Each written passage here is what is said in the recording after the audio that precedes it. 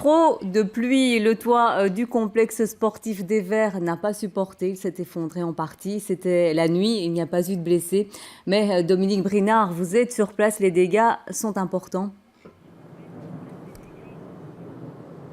Oui, effectivement, Muriel. Alors, c'est une annexe au complexe sportif, une annexe dont le toit était en bois, couvert de roofing, et le poids de l'eau, parce qu'on a eu de fortes pluies ces derniers jours, a probablement dû jouer, et ce toit s'est effondré. Ça s'est passé la nuit, et fort heureusement, il n'y avait personne, donc pas de blessés, mais des dégâts importants. Alors, j'ai avec moi le bourgmestre faisant fonction, Pierre Meuille.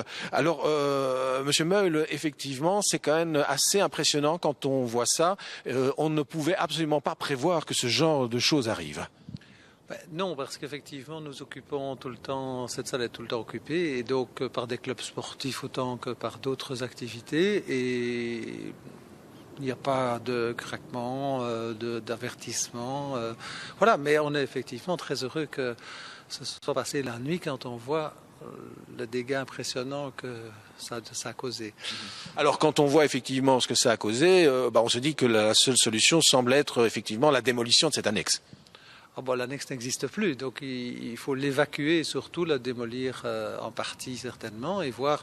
La première chose qu'on va faire, c'est de demander à un ingénieur en stabilité de bien inspecter l'ensemble du bâtiment et de donner les consignes en ce qui concerne la démolition et la remise en état pour pouvoir utiliser le plus rapidement possible, mais sans danger, cette grande salle qui est fort demandée. Alors justement, il y a une partie du mur qui a été touchée de la grande salle. Et maintenant, voilà, cette grande salle, pour le moment, il n'est pas question. Il y a un arrêté qui va interdire de pouvoir y aller. Oui, il y a un arrêté en préparation qui va être pris au plus tard demain matin, interdisant tout accès au bâtiment principal ou aux annexes directes de ce grand hall omnisport.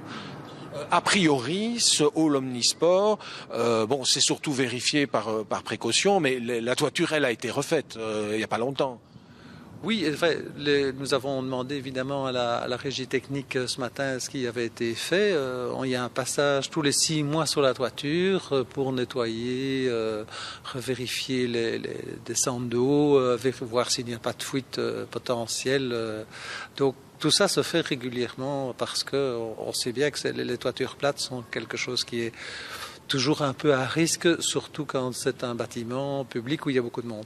Alors on le sait, c'est un complexe sportif qui est utilisé par beaucoup d'écoles aussi, par des associations. Ça veut dire que là, pendant un certain temps, ils vont devoir trouver d'autres solutions.